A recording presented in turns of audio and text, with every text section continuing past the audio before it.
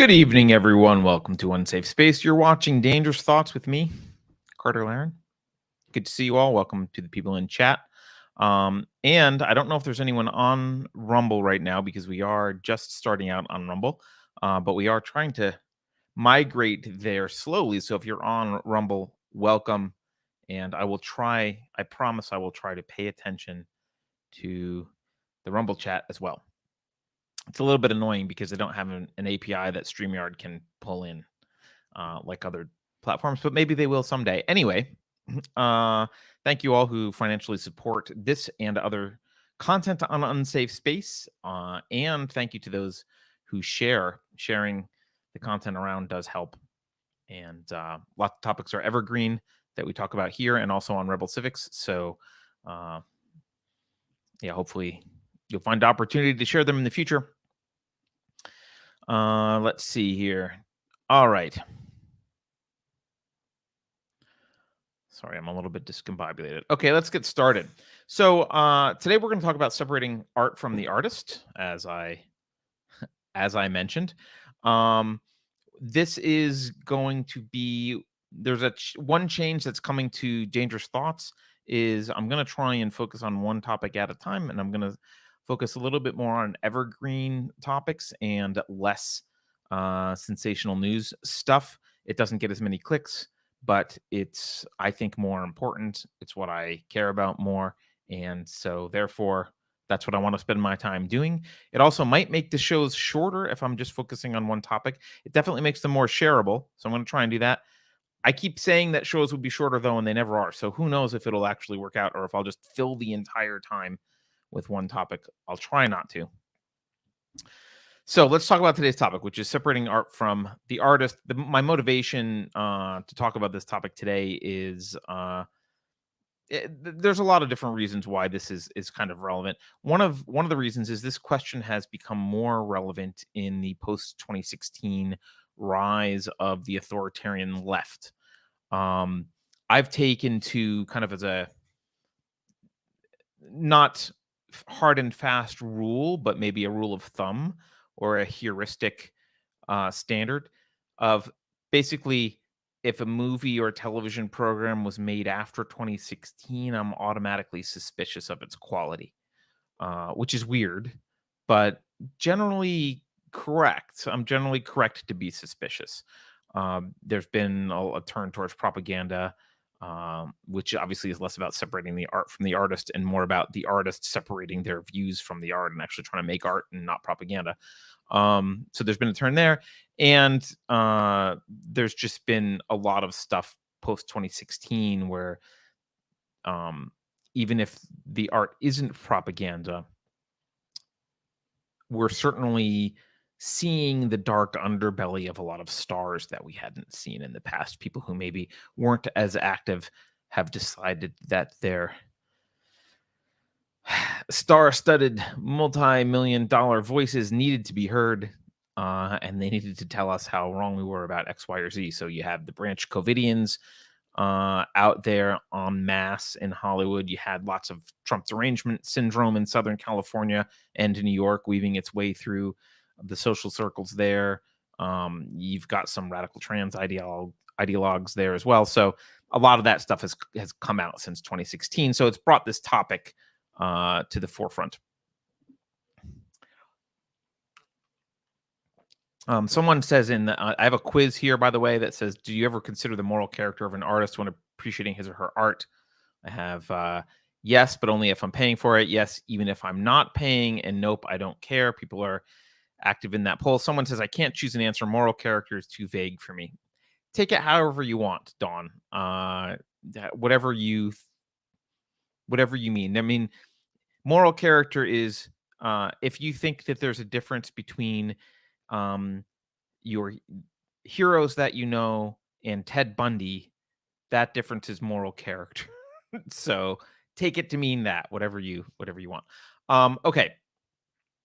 So one of the things is post 2016, there's been this thing, and this question arises also because of cancel culture. Cancel culture has been a big deal, and yeah, mostly it's the left canceling wrong thinkers, but conservatives have started to flirt with the idea of maybe government intervention in social media, For some people, this question matters a lot. For Kanye West, I guess he goes by Ye. Uh, so people are.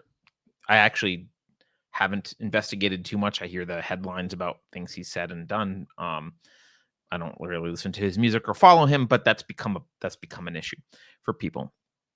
And of course, even if the left is doing most of the canceling, it still raises the question on principle. Is it on principle? Should you be caring about this stuff? Um, there's also a there's also a personal there's also a personal reason for me. We have a lot of dinner table conversations in our house, and uh, my daughter came home from school. Man, I mean, you just can't escape this stuff. She came home from school and they were reading this book called The Absolutely True Diary of a Part-Time Indian. And this is it's a it's from this is a I'm going to read this part from Amazon, some excerpts. Amazon says that the best-selling author Sherman Alexie tells the story of Junior, a budding cartoonist growing up in the Spokane Indian Reservation. Is it pronounced Spokane or Spokane? I don't know. The one in Washington. Determined to take his future into his own hands, Junior leaves his troubled school on the res to attend an all-white farm town high school where the only other Indian is the school mascot. So it's clearly some lefty stuff. I get it. We expect some lefty. This looks like rank tribalism based on race. Some lefty writing a thing. Okay, fine. But this author is an award-winning author. This isn't a random book that was chosen. This dude, he's the winner of the 2010 Penn Faulkner Award, the 2007 National Book Award for Young People's Literature, the 2001 Penn Malmet Award for Excellence in the Short Story, and a special citation for the 1994 Penn Hemingway Award for Best First Fiction. He wrote a film, and also co-produced it, which won the Audience Award and Filmmakers Trophy at the 1998 Sundance Film Festival. So, mainstream likes the guy. So it's not a random book. The fact that mainstream likes him, I know, doesn't mean much for many people on this stream, including myself. But so that's where this book came from. What makes it interesting is while they're reading this book in class, my daughter's telling me, all the girls in class feel really uncomfortable about this book, and they're talking about it amongst themselves. They're feeling really uncomfortable with the sexual content in this book, which is like oddly predatory from the male main character and gross, and they don't like the way he treats the girls in the book. And so they're all feeling really disgusted and grossed out by this. It then became a discussion point because, as it turns out, the author himself was accused of sexual harassment. 10 women came forward. I guess only 3 went public. 10 came forward. Now, I'm not going to say he's guilty of it. I don't know, so I'm not going to cast aspersions. I want to give him the benefit of the doubt, just like we would give everyone else. It's the typical kind of. It was in the Me Too era. So even this guy, as much as we may not agree with him, he deserves the benefit of the doubt. He apologized for hurting the people he loved and admitted to an affair, but he claimed it was consensual and he's denied any kind of accusations. But it brought up this question, which they talked about in her class, but also at our dinner table, which is, well, how much do you separate the art? She didn't like this book. My daughter hated the book anyway, so it's not like she wanted to appreciate the book and the guy's potentially sketchy past was a problem. But it did bring up the conversation on principle, like how much does the artist and art, how much can they be separated? Richard Petz, by the way, thank you earlier for Richard for the super chat. He does another one. He says, I consider art as one of the linchpins of culture. That said, containing the conflating of flaws with the defective moral character is something to be aware of. Yeah, I mean, we could get it. There's probably an entire, I was going to say an entire show, but probably more. There's probably an entire semester's worth of discussion about what moral character means. Like, it's a summation. How much moral care? Like, if you lie once in your life, are you now a liar and a horrible person? Probably not. If you're a politician who lies for a living, are you a horrible person? Absolutely. So, that gets to be a complex question. I'm not going to try and address all those complexities here tonight. Okay, but it does bring up the question: is it like what does it mean to separate the art from the artist? What does that even mean? Um, because on the one hand, you could be talking about emotional separation, like I love the art, but I hate the artist, or I can't like the art because of the artist. That's like an emotional thing. You could also mean that you want to separate it by your actions, like, well, I really like this art, but because I know that this person is involved, I will not do things to support the art. Maybe I won't even consume it or I won't pay for it or whatever. Those are action-based things that you can act in a way contrary to your emotional response to art if you choose to. So there's like emotional reaction or this actions. And I can see this most often reflected in two different formulations of the separate the art from the artist question. And those two formulations are one, some people will say, can you separate art from the artist? And other people will say, should you separate art from the artist? And those are two very different questions. So I'm going to focus on the first one. Can you separate the two rather than should you? So, in other words, most of this discussion today is going to be descriptive rather than proscriptive. I know most philosophy, we talk about proscriptive stuff. But the reason for that, there's a couple of reasons for that. One of the reasons I don't want to be proscriptive here and I want to be descriptive and really unravel this. First, I think the answer wasn't totally obvious to me. But one of the reasons to be descriptive here is psychology is involved when it comes to art. The value it provides to you is personal. And it's difficult to make universal statements about what art people quote should like or should consume.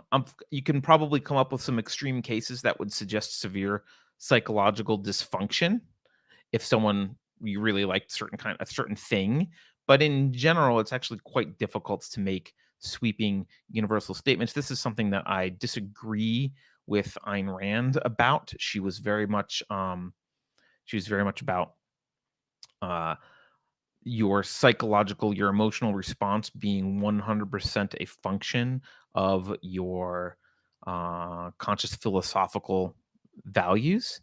And she is 100% wrong factually about that being the case. That is not true. And we know much more about how psychology works than we did when she was writing.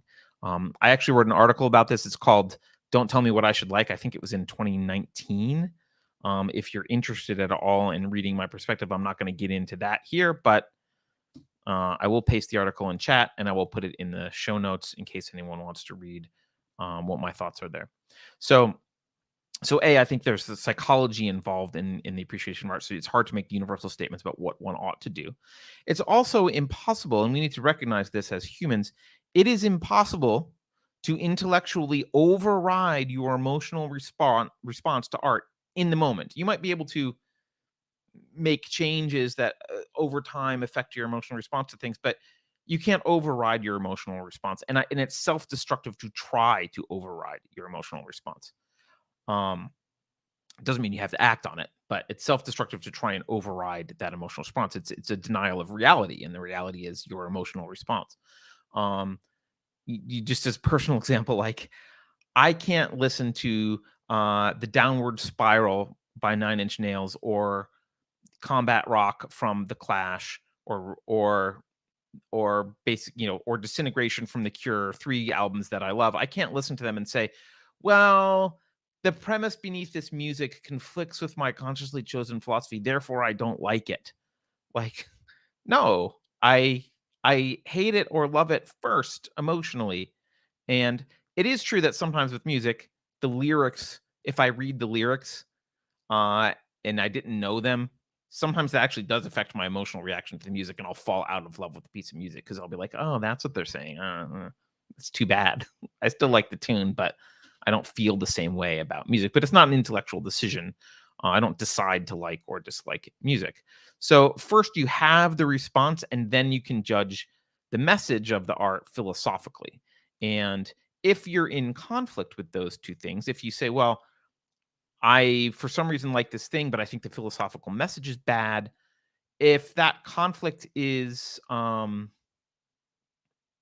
disturbing enough to you, you can always investigate your conscious convictions, and maybe you're wrong about some conscious convictions. You can also investigate your psychology, right? Maybe your psychology is out of alignment with your convictions. But again, your psychology is maybe partly a result of your philosophy, but it's also not 100% it's not 100% a consequence of your philosophy. So we have there's genetics and epigenetics which includes your environment that like shape who you are, what you like and dislike in a way that it doesn't matter, how much philosophical work you do and how careful you are at drawing your conclusions. You're always going to have certain psychological dispositions that aren't they're I wouldn't say they're healthy or unhealthy, but even if they're unhealthy, they're there and not always possible to get rid of. Richard Petz correctly says Disintegration is awesome. It is one of the best albums ever made, and I know a lot of people will think that's wrong, but that's the only objective thing I can say about art. It's one of the best albums. All right. So look, it's counterproductive. This means it's counterproductive for you to personally hold yourself to some standard that's like, I should feel such and such a way about this particular piece of art. That's just torturing yourself. What you feel is what you feel. You might decide whether or not to support something financially or consume it or behave in a certain way in relation to it in the context of considering a trade-off between values, like your values and how the art aligns. You might make decisions about it, but how you feel about it is not something to torture yourself about. And I'm hoping that this discussion, just this descriptive discussion rather than a proscriptive discussion, will help you make that trade-off rationally given your value structure and how much you like or don't like pieces of art and what they mean to you. So um that's why I'm going to focus on the descriptive stuff. All right. So when is it easier? I mean, if we're going to focus on the descriptive stuff, an immediate question that came to mind for me was, well, when is it easier for me personally, and for other people that I know?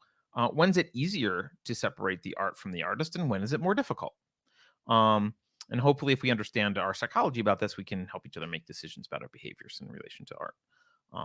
So, when do we tend to find it difficult to separate art from the artists?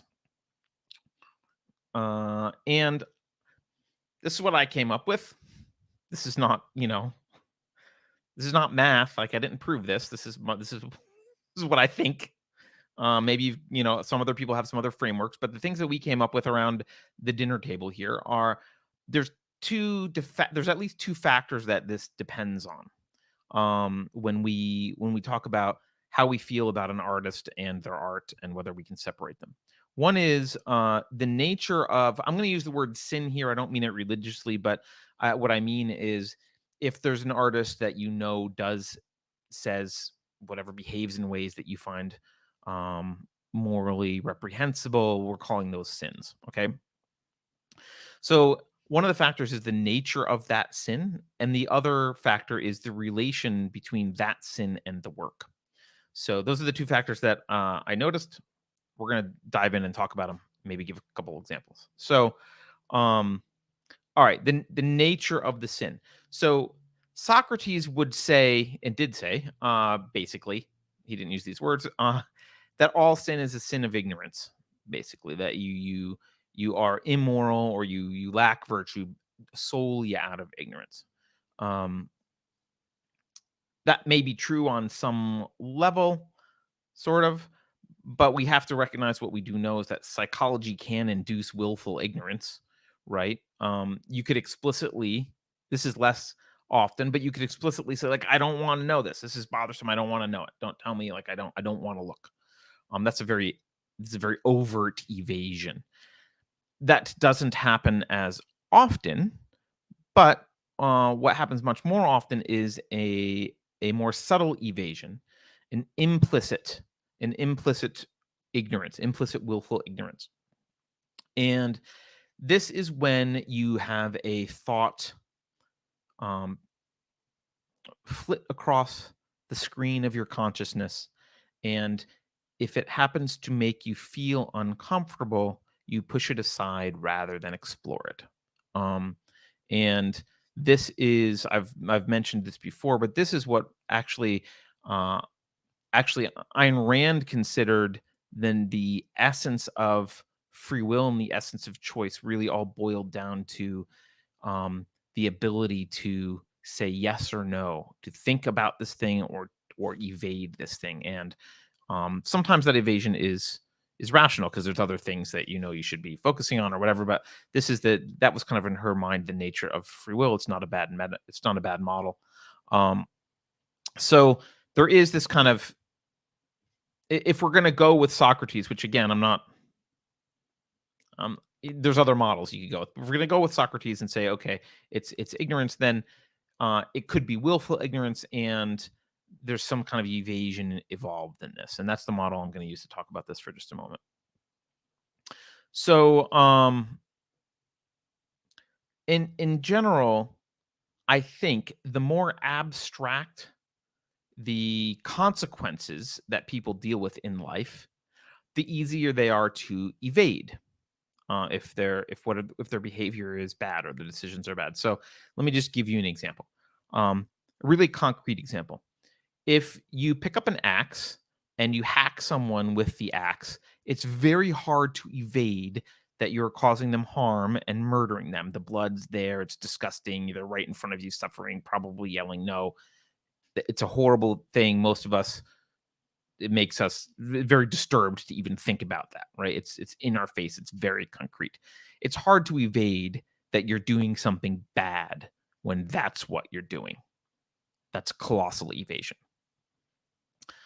It's easier to evade if what you're doing is a little bit more abstract. So let's say you're supporting an unnecessary war. I'm not picking on any particular war, but let's say you're supporting an unnecessary war. It's not, and then what I mean by unnecessary is it's not really in self-defense. It's just a war. It could be a war of conquest. Um, you don't generally see the innocent people suffer directly. If you do, there's always another side to blame for the suffering. And there's lots of ways to rationalize it because it somehow might be connected ultimately to your defense. Like if we don't do X, Y, and Z, then what might happen at some time in the future, these people will do A, B, and C. And so you can rationalize a first strike.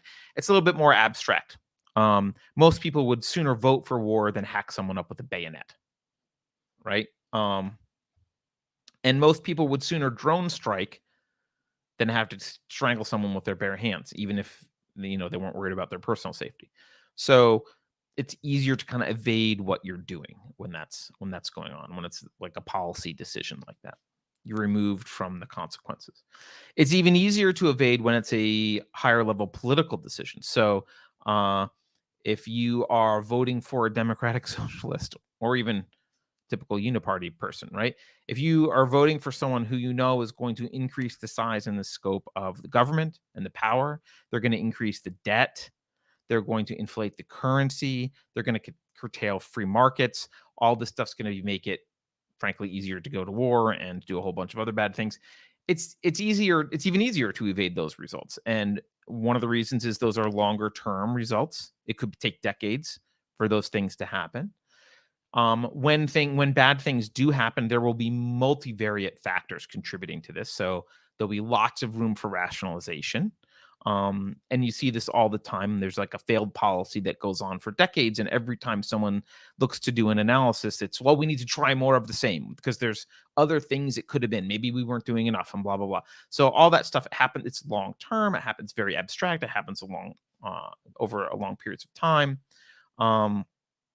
And you can see this, right? You can see that evasion is easy because when candidates run for office, very rarely does anyone track their past. They don't look at their they don't look at their past, maybe recent past, but typically they're people are paying attention on the last few months of what's going on. And even when candidates are blamed for things, it's often misattributed, right? So whatever president is in office at any given time is typically blamed for the state of the economy. The state of the economy is a slow-moving ship, and rarely does the president have direct control over what's happening in the economy. I don't like Biden any more than any of the people in chat, but he's not 100% responsible for this. In fact, he's responsible for a bunch of stuff. We can give him that, but Biden is not the one who printed $6 trillion completely, not all by himself. He had help, right? So, and that stuff, that $6 trillion printing, we are going to experience the consequences of that inflationary behavior years from now, and he's not going to be in office then either. And then it gets even easier if you want to make it even easier. You can move to an even more abstract than politics. What's more abstract than politics? Well, philosophy, right? And you can do things like you can undermine individualist ethics by accepting collectivist or maybe even nihilist notions, right? So you can accept the notion of the public good being a valid concept as opposed to individual rights. You can let it in to your conceptual hierarchy and say, "Oh yeah, public good, that's a reason." You can accept concepts like the social contract. You can accept concepts in we talked about this with respect to environmentalism. You can accept that minimizing human impact is the goal without really having thought that through. You can erase the distinction between long-term rational selfishness and the greed of immediate gratification of your desires, and you can conflate those two things and call them both greed and say they're bad. You can conflate benevolence with duty, right? So you can say, well, helping people out of benevolence is noble, and you can conflate it with duty and say, well, therefore you have a moral obligation to help people, and if you don't, we can force you. You can the postmodernists like this lately, right? You can say, well, reason is just one way of knowing. There's plenty of ways to verify the reality correspondence of your conclusions and your concept hierarchy, right? Maybe because something that you want to be true doesn't fit, like reason, it doesn't validate with reality. So,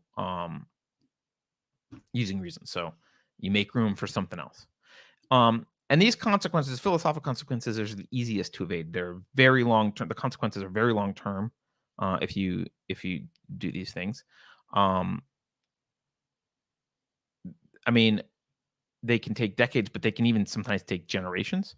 Um, Concepts are usually very poorly defined, vague, and contradictory. So when they're very abstract, so people don't even realize they're necessarily evading or doing any of this stuff. Eventually, however, bad philosophy does clash with reality. The clash does come to a head. And often, though, unfortunately, it comes to a head well after the cultural and ideological necrosis has already been devastating. And so you end up in a situation where you have a choice between you want Stalin or Hitler, right? And if that's your choice, it's too late. The philosophical decay has happened too much. That's your choice, and it was decisions probably well before you were born that were made that made that possible. Or if you want to look at a more contemporary decision, right now, often in the U.S., we are stuck with the decision like our situation is, well, you're going to be looted, and by looted I mean you're going to be taxed. We're going to inflate your money, which is a tax, and we're going to borrow money that your grandchildren will have to pay off and never really will be able to. So we'll keep borrowing. But we're gonna do those. Those are forms of looting. We're gonna loot from you, and we're gonna loot from you to pay for, I don't know, military spending, the police state, giant social programs, bailouts for banks, green energy boondoggles. And the only question you get asked is, hey, how would you like that money divvied up? The red plan or the blue plan? Those are your options, right?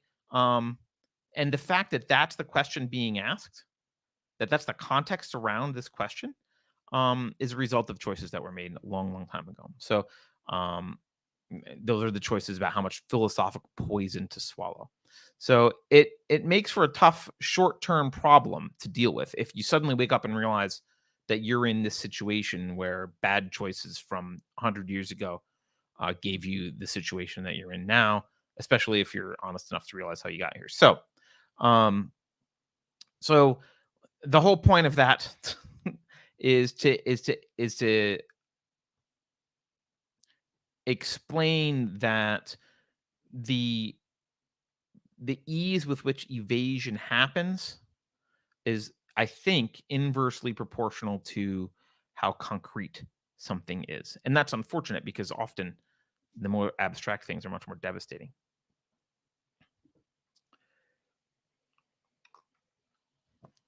All right.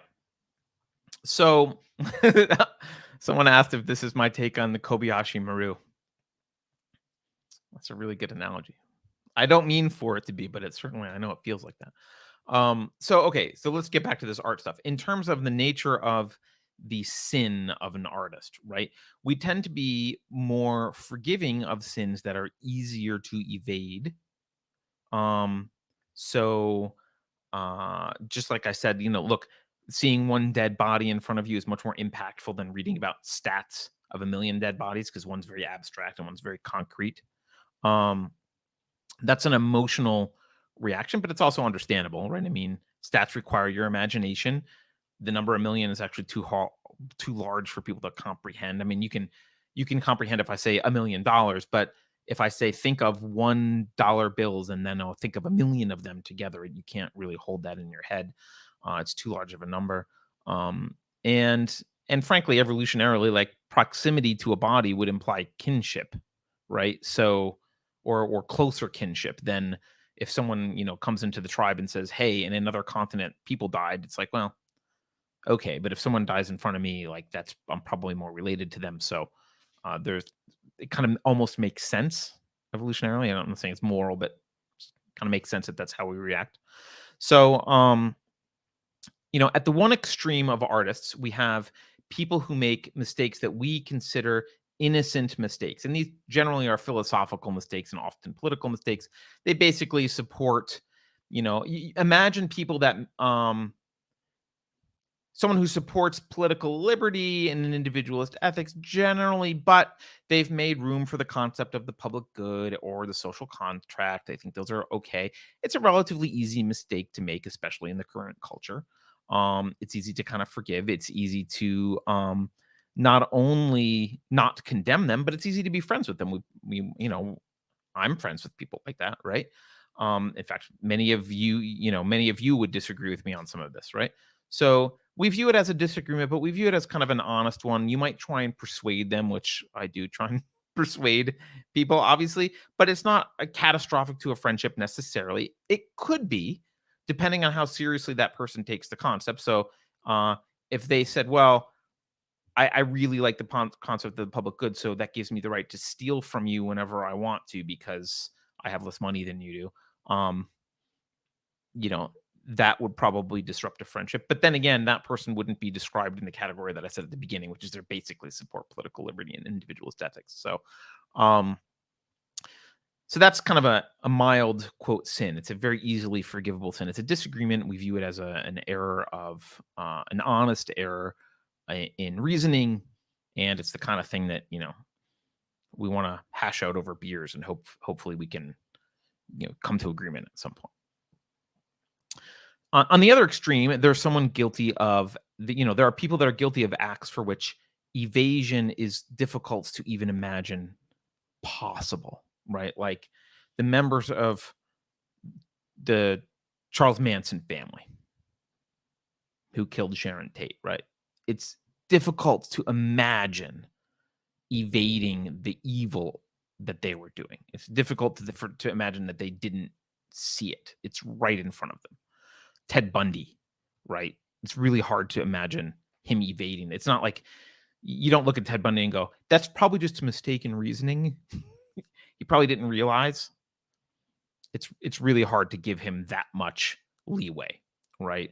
Andrea Yates is another one that comes to mind, right? Absolutely, you know, despicable human being, right? I mean, she drowned her 5 kids in the bathtub, right? So, you know, you don't leave room for people like that generally. You don't say, "Yeah, but Andrea makes really good souffle, so she can come over for cards." Right? Like that's the kind of thing that is beyond our capacity to even imagine a person could evade on it and like be still a good person. Like they're there's clearly evasion's impossible there, so they have to know. And again, as I said, even though the consequences for more abstract decisions could actually be worse, right? I mean, I think is in the 90s, maybe 91, Ron Paul told people, "Hey, be careful about this expanding NATO thing." No one wanted to talk about the expanding NATO thing. Hey, we could get into wars if you expand this NATO thing. Kind of an abstract policy wonkish thing to worry about. No one cares. I don't remember exactly what he was saying, but he's probably just arguing on principle we shouldn't do. Very abstract. No one cares. Here we are with war in Ukraine. I think one could argue the existence of NATO was directly one of the contributing factors. 1913, right? There was this let's form a Federal Reserve. It seems very abstract. Oh, don't worry, it's just money. Money itself is extremely abstract concept, and don't worry, we just need to fix volatility and some other stuff and smooth out the markets. It's all abstract stuff that you don't have to worry about. You just worry about the dollar in your pocket and going to the store and buying milk, and this won't affect that, right? But of course, 100 years later, the Federal Reserve has enabled the entire expansion of government, the entire police state, the entire military industrial complex. Like, it is probably one of the most impactful policy decisions ever made, and it is made in the abstract. But you probably at the time, you might not have not invited the person over to dinner. They don't feel like an axe murderer. You'd have been like, well, I disagree with you about this Federal Reserve thing, but it's so abstract. It's fine.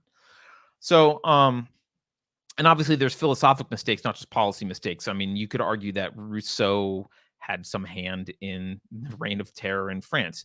You could certainly draw a line between Marx's philosophical errors and 100 million deaths by communism in the 20th century. So, and frankly, I think you could also draw lines. I know this will anti-fascists won't like it when I say this, but you could draw a line between Marx and fascists. Fascists were economic Marxists. I mean, the Nazis were. They just added some non-economic factors into that framework because they thought the Marxists were too focused on only economics.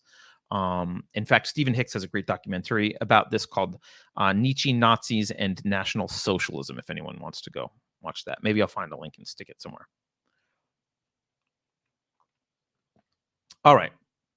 So that's how there's this the nature of the sin matters to us, right?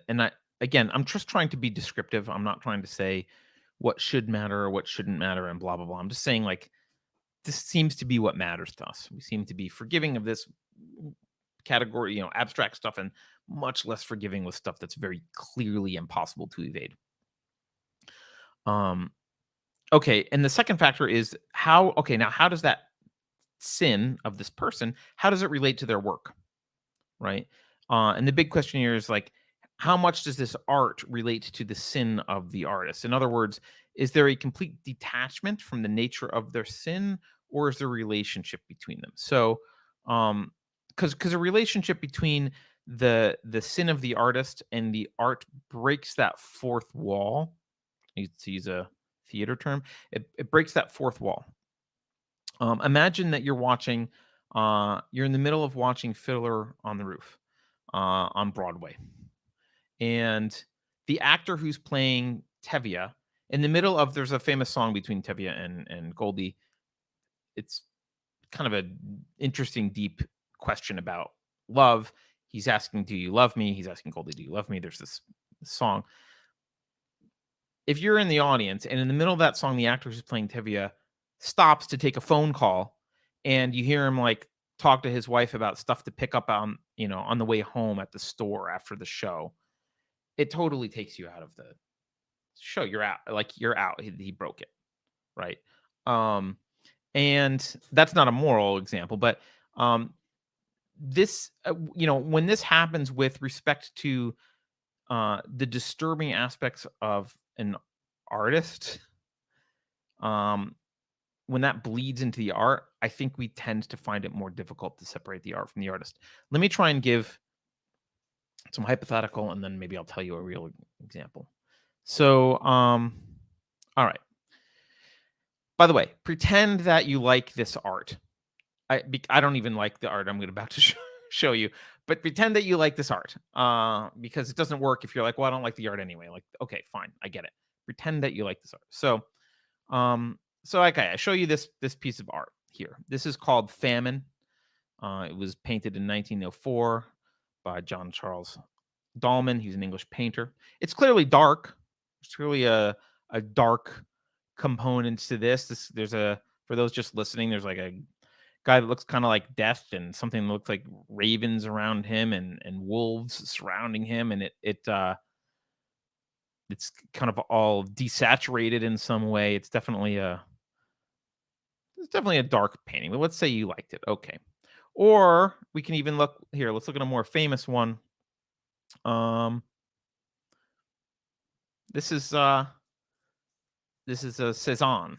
It's I forget the name of it. It's like still life with a skull or something. I don't remember exactly the name, but for those listening, it's still life with a skull. I guess basically that's what it is. Um, so you might look at either one of these pieces of art and you might say, again, assuming that you like them, you might say, "Oh, I'd buy a print of that art. I like that art, right?" But then if I said, actually, uh, here, I'll go back to this one. Actually, this one here, uh, this famine one, actually, it was painted by Walter Duranty in 1933. Or I could say the same thing about Cezanne. I could say, well, actually, this Cezanne was painted by Walter Duranty in 1933. Now, for those of you who don't, I think most people know who Walter Duranty was. He was the New York Times reporter who basically quashed the Holodomor. You know, Stalin was busy starving Ukrainians in the breadbasket of Europe, uh, and millions of them starved. They turned to cannibalism. Kids died. It was absolutely horrific. Uh, and Walter Duranty played a role in keeping the truth quiet so that the West didn't know, and protecting Stalin's reputation. He also won a Pulitzer Prize. So there you go for that. Uh, so after you learn that, you might say, now I don't even want that on my wall calendar. Do wall calendars still exist? Whatever. You might, if they existed, you might say, I don't even want that on my wall calendar because I look at it and like, I can't not see the Holodomor anymore. Like, I look at it and I see a skull and I'm like, oh, or I look at it and I see, you know, death standing there with wolves. And it's like, oh, now that I know Walter Duranty painted it and he's a person whom I think is despicable for his behavior related to famine, it's really hard to separate that. It would be really hard if he was the painter. However, if he painted this, by the way, is Dogs and Whelps. It was painted in 1853 by a guy named Benno Adam. For those of you listening, it's just puppies. Basically, it's just dogs and some puppies. It's a cute dog puppy picture. If you found out this was painted by Walter Duranty, it might be that you say, well, I really love dogs. This doesn't remind me of the Holodomor at all. It doesn't remind me of his role in the Holodomor. I don't see his his sin doesn't bleed into this painting for me at all. Now, it could be that for some people, even the puppy painting is too much. It could be they would say, Walter Duranty, I think he was so bad that nothing he paints could ever appeal to me because his sins bleed into everything, just knowing that he was involved. And obviously, I don't know what the answer for that is because this is a mix of his sins and how much the sin reveals itself in the art. And like, that's a measure of your value of the art and your value of the sin and how much do you think he's actually evil for this. And right, if the sin is too big to you and you say like this is unforgivable, then you might have a slightly different reaction. But it could be that you're a modern journalist and you think, well, Duranty did nothing wrong. Communism's great. He did what he had to do to get access to Stalin. Stalin meant well. Everyone makes a big deal out of him. So in that case, maybe any of those paintings might be fine for you. And you might be able to separate the art from the artist because you don't need to. So They might, even the ones that remind you of the Holodomor, you might look at the skull one or the famine one and say, well, yeah, that doesn't remind me of the Holodomor a little bit, but it doesn't spoil the art because I don't view his sin as particularly big. You got to break a few eggs. Stalin meant well. I don't care. Right. And again, this is because there's this mix of it's a combination of like how you view the sin of the artist plus how much of that sin reveals itself in the art. And so for a journalist who loves Walter Duranty and doesn't care, the sin's so small that it doesn't matter. But for someone who thinks the sin is really big, it might matter even for the dog picture. And then there's a bunch of people in between who are like, well, it matters, but not for the dog picture, but it totally matters for the famine picture because that would bother me. Again, I'm not talking about proscriptive here. I'm not saying what you should do. I'm just saying how people might react to this stuff. And also, I'll give you a more contemporary example because maybe that one's a little bit of a stretch. I was trying to find something where like the person's sin was not like it wasn't Stalin. He also wasn't Ted Bundy. Like there's some maybe relation there. It's kind of hard to see. But a lot of cases, the sin is kind of in between, and it's the content of the art that matters here. But I'll take a more contemporary example, just out of my personal life.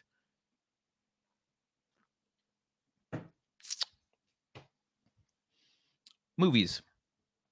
Now in movies, I will say often, the sin of the person gets dragged in depending on the part that they have, like how big of a role they have. Are they a background character that you don't really notice, or are they the lead actor? Like that's the primary way that the sin gets pulled into the movie, because when you see their face, that's when you see, who they really are, and it may be hard to look at them. That's why you end up with like Luke Skywalker, whenever I see Mark Hamill, it always looks like Luke Skywalker to me, or whatever. Like that's why you see people that are like, oh, that's just that guy. It's always going to be that guy. They get typecast because their previous roles get pulled in with them. Well, the same thing can happen with their real life. They get pulled in and people see them and they can't unsee that. So it's recently,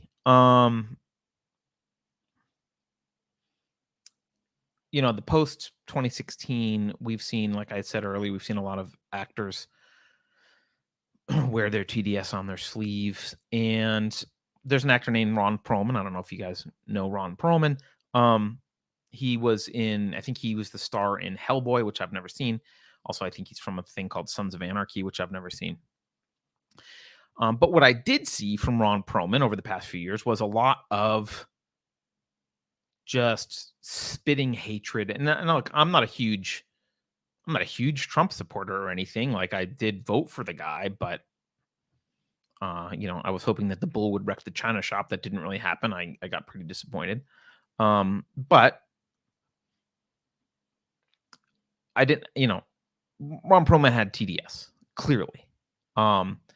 And he went around spitting nasty things about Trump constantly, and getting very upset about it. Well, I was recently looking through, we wanted to watch a movie. We were thinking about some kind of action or, comic-y type of movie. And I saw Hellboy listed. I skipped Hellboy specifically because he was starring in it. Now, and he's got a lot of makeup, so maybe I wouldn't have even noticed, but I avoided the movie because he was in it. And not because maybe I was trying to do something intellectual, like I don't want to support this guy, but also all I could see was the guy on Twitter spitting about Trump. And I'm like, well, I can't unsee that. I'm not going to watch that. I might not avoid a movie if he had a smaller part in it, right? Because it wouldn't be this constant reminder. Less of his sin will be dragged into the movie. Another example is Patton Oswalt. Someone says Hellboy wasn't that good anyway. That's good. Patton Oswalt. He's worse actually because he attracted Trump supporters quite a lot.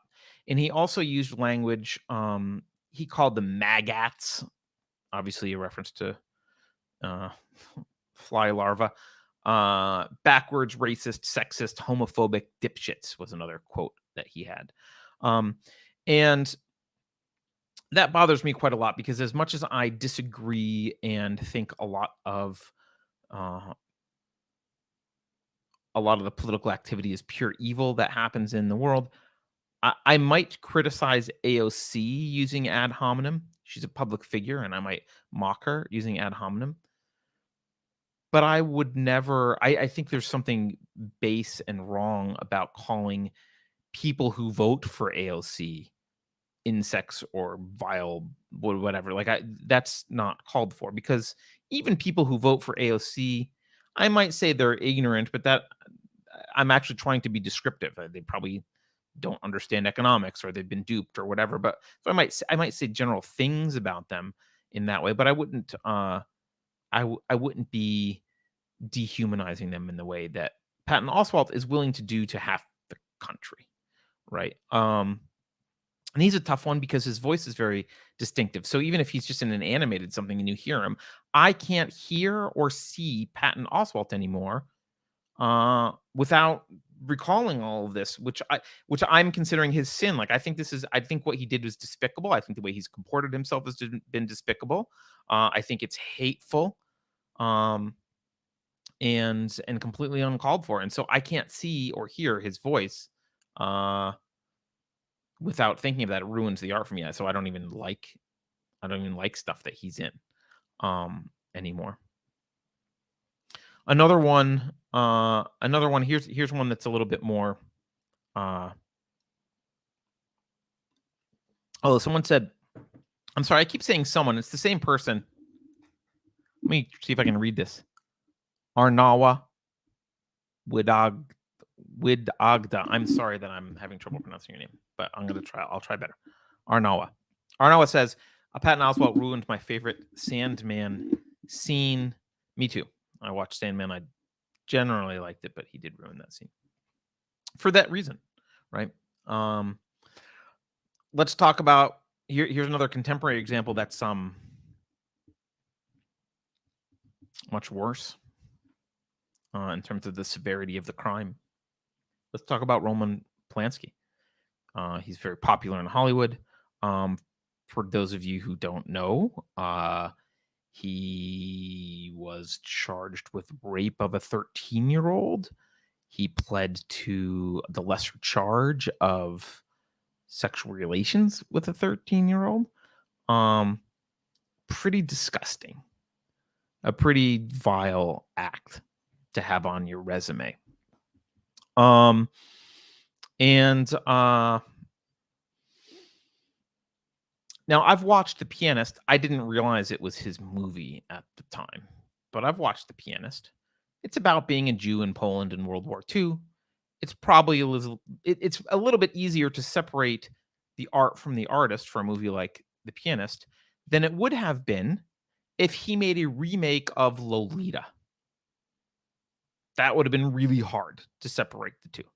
And by the way, Vladimir Nabokov, as far as I know, he did not ever have any scandal like that in his life. I don't think he had. I mean, the book is disturbing as hell, right? But how much more disturbing would it be if it was a film by Roman Polanski, right? At least for me, it will be much harder to separate. I would be like, I can't separate the art from the artist at that point. It just wouldn't be possible. At least for me, again. Dawn says, I have mixed feelings about Polanski because of everything that happened to him, and part of the blame should go to the girl's mother for sending her in there.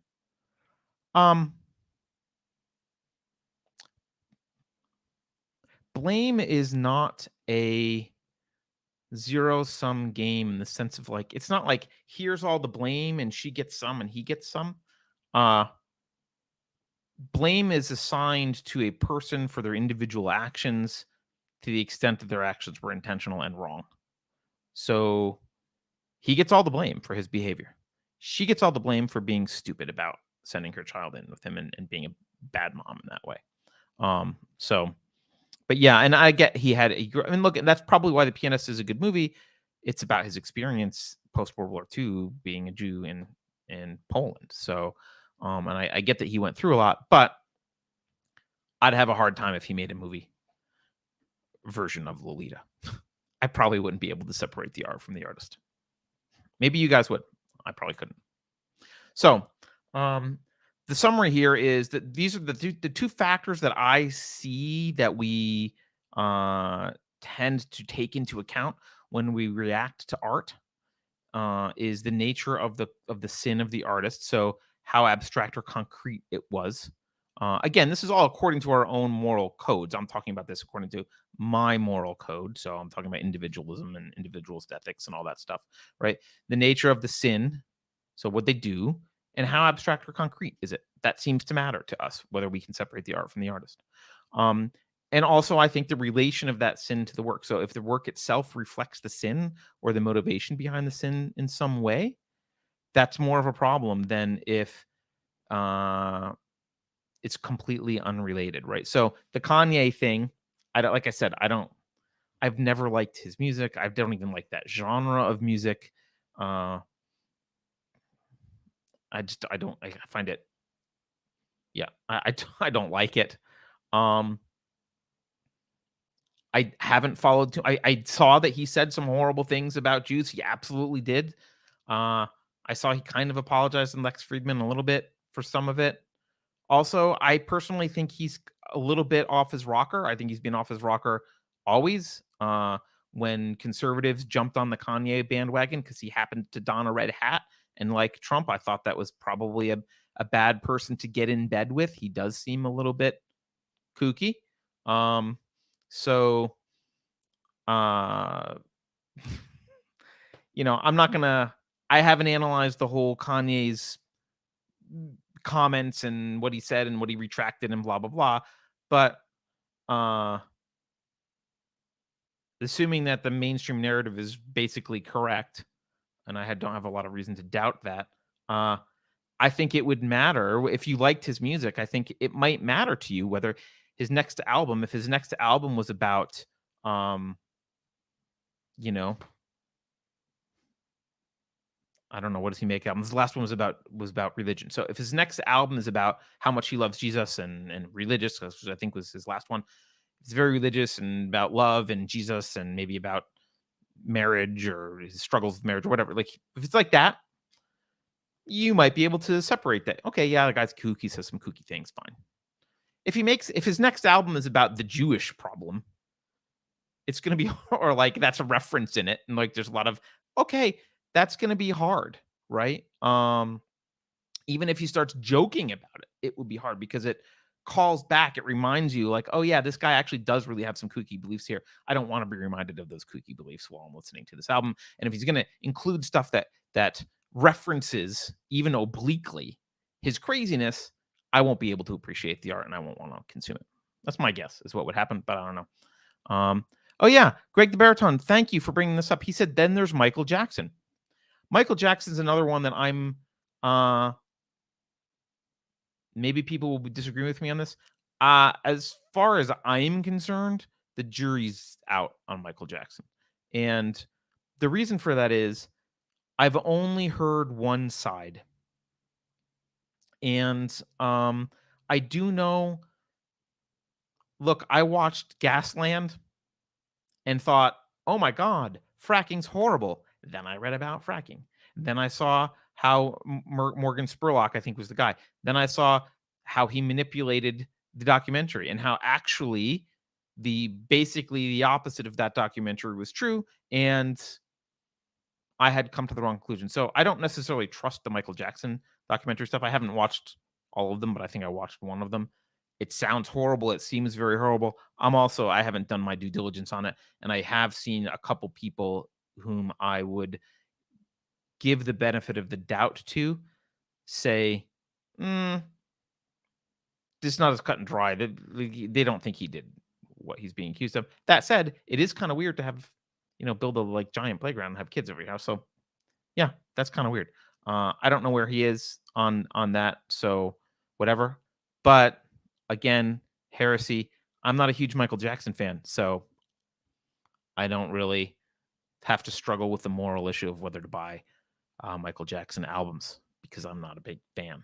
So also he's dead, someone else owns the rights to his estate, so you wouldn't be paying him or his estate. Like someone else owns the rights to his music at this point. So if you really wanted to listen to him, I don't know who you're paying. I don't remember who bought the rights to his music, but I don't think it's his estate that even has it anymore.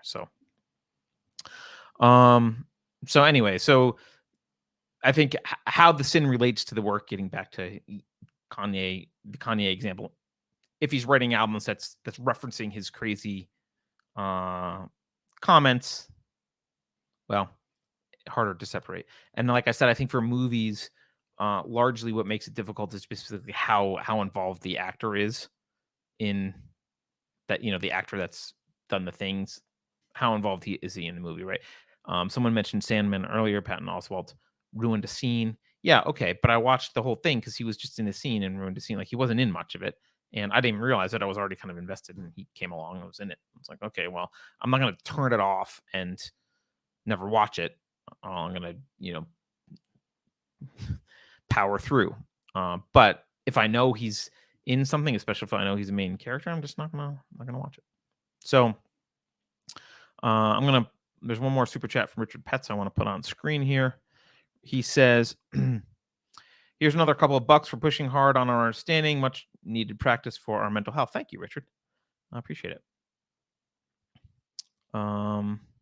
So yeah, I mean, like I said, I know people might disagree with. It's hard to talk about this in a descriptive manner. I'm really just trying to do it in a descriptive manner. I'm not telling you this is how you should react to this music and this is what you should do and blah blah blah. But I think, and maybe there's other factors that come in, but those were the two obvious ones for me and for my family when we were talking about it at the table. Like these are the obvious factors that seem to play a role in our feelings about the art, our ability to even kind of separate the two, because sometimes we can't, and those seem to be the contributing factors. If there's ones I'm missing, great, or if maybe I'm wrong about these and you guys want to provide some nuance, please do so. But in terms of proscription, that's going to be something that you measure your values, you measure the severity of what they've done against your own value structure, you measure that against the value of the art to you, right? Like I said, I don't care about solving this answer for Kanye because I don't buy his music anyway. I'm never going to buy his music. I don't like his music, so who cares? Like, not who cares. I mean, if he did bad things, that's bad, but I don't have to make the decision about separating the art from the artist because I don't care about the art. So that's a decision for you guys, and I'm hoping that this conversation helps you kind of sort out your own thoughts on here, whether you support an artist or not in the context of your values. And I would remind you, just don't. We're in a culture right now in which there is a lot of moral grandstanding. Obviously, the virtue signaling from the left is the obvious example, but there's also a lot from the right and from the conservatives, a lot of moral grandstanding. Don't castigate yourself for how you feel about a piece of art. You can always do introspection about it if you want to, but don't blame yourself for your emotional response for anything, including a piece of art. If you find it disturbing that you have a particular emotional response, fine. You can do introspection. You can figure out if there's a problem with your philosophy, or maybe your psychology. Maybe you go to a therapist if you're like, oh my God, why do I really react in this way to this horrible thing? Or maybe it's just gonna be part of your makeup and it's part of who you are, and it might be related to something that you just can't change about yourself. So there's a difference between feeling a certain way and acting a certain way. So don't beat yourself up if you feel a certain way about something that you don't think you should. All right, before we end, I want to look at the poll. Let me grab this poll. I guess I can end it. End poll. All right, let's see what people said. So here are the results. The question was, do you ever consider the moral character of an artist when appreciating his or her art? 47% of you said yes, even if I'm not paying. 31% said nope, I don't care. And 21% yes, but only if I'm paying for it. So there you go. I mean, that's actually much more evenly split than I expected. So about a third of you just don't care anyway. Um, I would challenge you. I bet you would care. I bet I could find an extreme scenario where you'd be like, I just can't. But maybe I'm wrong. Um, but and 47% is higher than I thought. I thought most people would care if they were paying for it, but not if they weren't paying. But the reverse is true. So Greg the Baritone says, Carter, what would you do if you found out your all-time favorite artist or thinker was a massive racist? Oh, he meant rapist, but either or pedophile. What would I do? Um, I wouldn't support them financially. I would probably go back and reevaluate their art. Um, I don't know that I can say honestly that I would stop consuming the art if I didn't see evidence in the art of the character flaw that led them to be that way. So again, maybe a more clear-cut example would be visual art. If there was a painting that I liked and it was still life on a table, I don't know why I would like such a painting, but let's say it was bland still life on a table, uh, and couldn't reasonably be construed in any way to relate to anything like that, then I'm not sure that I would do much. I probably wouldn't purchase the art if it was going to enrich the artist. Um, even if it didn't have a relation to their sin. But often what happens, I mean, I've definitely had this happen where I see I understand where an artist is coming from, and then I go back, especially with music, I go back and read the lyrics, and I actually do fall out of love with songs, and I'll be like, "Oh, I understand what they're saying, and now they sound like a moron." And when I just thought they were like blah blah blah, they didn't sound like a moron. They were just making noises, and I wasn't putting the syllables together. And you know, uh, I was, not understanding the song. But now that I understand, I do fall out of love with it. I don't know if that answers your question, Greg. Um, I hope so. Richard Petz also says, "Thank you, Richard." He says, "I wonder if I was a famous artist and now had my life under the microscope, how would I feel? Maybe something to ask myself." Well, you're bringing up a really good point also, Richard, which is I do think I do leave room for people to grow. So, now again, if Ted Bundy was like, "Oops," I mean, that's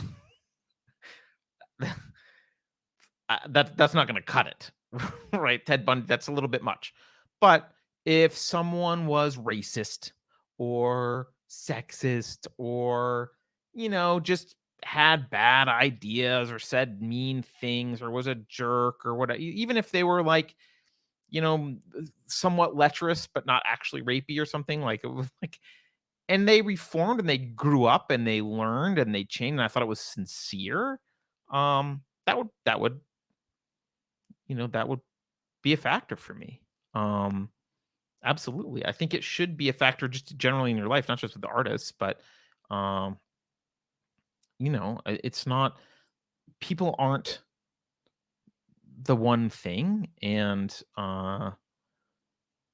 it is possible for people to grow. Now, it's very unlikely that if you found someone who was that atrocious, like a Ted Bundy, it's very unlikely that there's something so wrong there that it's very unlikely that they really could ever change. I mean, I don't believe humans are infinitely flexible in terms of their chain, like their psychological flexibility. I don't think you can heal from that. But, you know, if you just got a bad attitude about something and it comes out in, some sort of nasty way, like racism or misogyny or something, it's like, or uh misandry, the opposite. uh yeah, you could, I think you could heal from that. You have to recognize it. They'd have to say, "Oh, I was this. Why was I this? I went to therapy. I figured it out. Blah, blah, blah, blah, my apologies." They'd have to take steps to make restitution. But Yeah. Um, Arnawa says Von Braun. I actually don't know Von Braun, so I can't answer. Uh, I don't know much about. I'm gonna look up. Von Braun is widely seen as, this is according to Wikipedia, German aerospace engineer, space architect. Oh, I should know this. Werner von Braun. I know Werner. Why do I know now that you say Werner von Braun? Now a name rings a bell. The Nazi dude. Yeah. Okay. Um. So the question is, so this is actually getting outside of art. This isn't art. This is just science, right? He invents some stuff, right? Yeah, you use the inventions. I mean, someone, I don't care if it's, Stalin. If Stalin invents a cure to cancer, I'm going to use it. Now, if it's Stalin, I won't feel bad stealing it from him because he'll be in jail, and even a cure to cancer can't make up for what he's done. So, like, there's no, we can call that his restitution. Like, all right, you killed millions and millions of people. We're going to take you out of power. And fortunately, you cured cancer. So that's going to be how you make it up to civilization and humanity. So, like, I don't, I, there's, I don't view that as the initiation of the use of force. If someone is that bad, if someone's a Nazi, uh, it's not the initiation of the use of force to take their discoveries and not compensate them for it and say, look, you've killed a bunch of people. You actually should be punished for that. And the product of your intellectual labor is going to go to making up for your crimes. And that's really restitution. That's a form of restitution. So Richard Petz also says redemption matters. However, it's not a free pass. It must be a hard one. Yeah, I mean, we could go off on this all day, right? Because saying sorry means a lot less to me than it does to other people. And I actually tell people this a lot. Like, I'll have friends who'll say, well, this person said they were sorry. And it's like, that's nice. That's good. That's a start. But uh, if there's no, clear steps to change and there's no attempt at restitution, it's a hollow apology. So if it's like, the kind of the classic example, right? The abusive guy comes home with some flowers and it's like, I'm sorry, baby.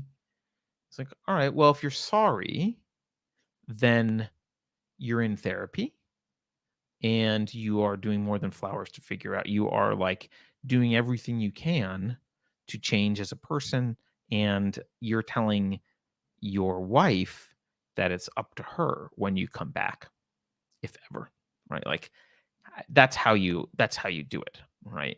And if she says, I never want you back, you accept it and you leave her alone.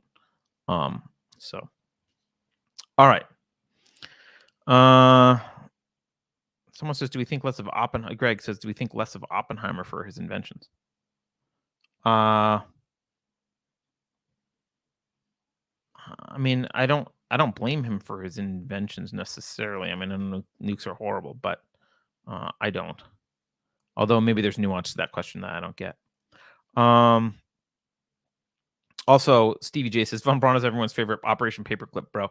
Yeah, for some reason, Von Braun, the name didn't click until I went to Wikipedia and it was like, oh, Werner Von Braun, yes. For some reason, my brain was like, is he a composer? Who's Von Braun? But yeah, he's the Operation Paperclip dude. Richard Petz says, read your latest Substack article. Time will tell. What was the latest one? Oh, Hope. Hope against woke. Yeah. I should mention, in addition to trying to make this show only focused on one topic every week, so I am going to wrap it up because it's been longer than I wanted. I am starting to write more. We're going to start trying to get other people to write more. There's going to be some changes to Unsafe Space, but I'm not really ready to talk about them too much, but I am going to focus more on writing. Personally, I like it much better. So if you don't read, I apologize. You should probably start to read. But if you're not on our Substack, you can check it out. You can go to unsafespace.substack.com, or all the articles are also The old ones aren't there yet. They're migrating, but all the new stuff is on unsafespace.com. It's right at the front page. So you can find it there instead of Substack. That's easy. So, all right. And I think that's all. Thank you guys for staying with me here on this and contributing to the discussion. It was interesting. You guys brought some interesting questions up and that kind of stuff. Someone says, "Oh my God, is that No Face, Stevie?" That is No Face. Wow, good job, Stevie. That is No Face. My bookshelf game is strong. I have my favorite bookshelf thing. You can't see; it's above there. It's the Fruity Oaty bars. I want to say girls, but I think they're blue alien things. Whatever. Speaking, by the way, of separating the art from the artist, Joss Whedon. All right. So, as I've mentioned before, we do like to sometimes do troublesome arguments. If you've got an argument you have trouble refuting or an argument you'd like help articulating, please let me know in Discord or wherever, and we will try and tackle that. Thank you for those of you who support us financially. Thanks to Richard Petz for all the super chats today. When you support us, you do get your name in the credits. In addition to this show, we've got a bunch of other shows. Earlier today, we had Rebel Civics with Keith Bissett, and he interviewed Dennis Misigoy, who is a libertarian candidate for Senate, for U.S. Senate in Florida, running against Marco Rubio. Not everyone agrees with everything the libertarians say, but it's interesting that usually people pick on, or they'll find one thing. They'll be like, well, I don't like what this guy said, therefore I'm going to vote for Marco Rubio. There should be almost nothing you like about Marco Rubio. He's horrible. So, Marco Rubio. So, yeah, I don't know. I'm not telling you who to vote for if you're in Florida, whatever, but check out the interview if you care. Narrative Dissonance is on Mondays with Juliet and myself. And Thursday we have Token Minority Report, but I don't actually know if there is one this week. I also don't know if there's an occasional levity on Friday. I'm sorry, I just don't know. But social media will tell you, I'm sure. So, what I do know is this Sunday, Juliet is hosting book club. It is at 11 a.m. Pacific time. It is Slaughterhouse 5 by Kurt Vonnegut.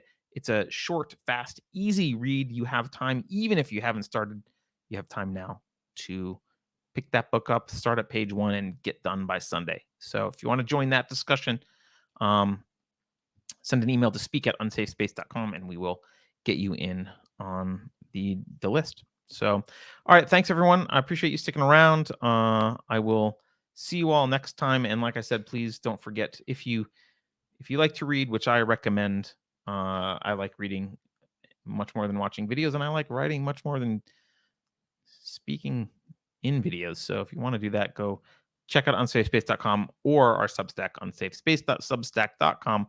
I will see you guys next time. Thanks for watching.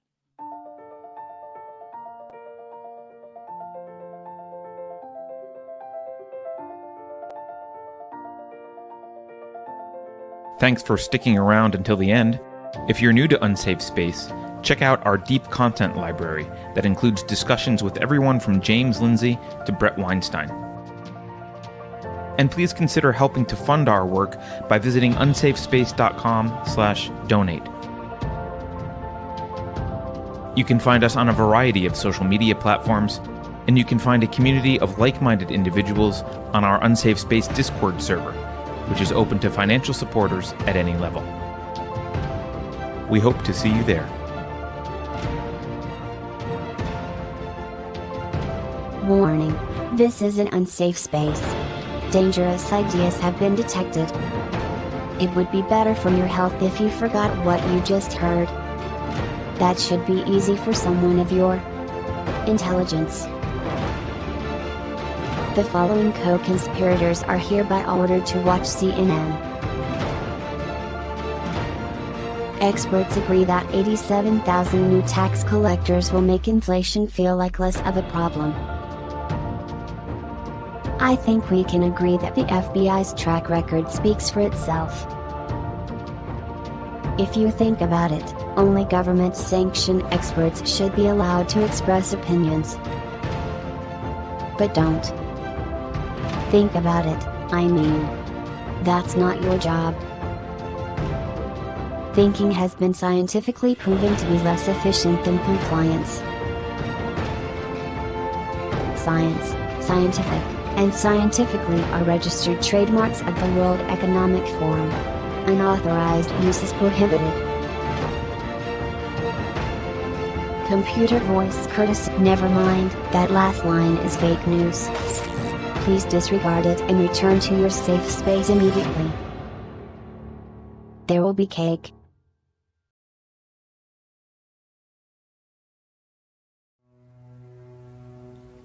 Are you like a crazy person?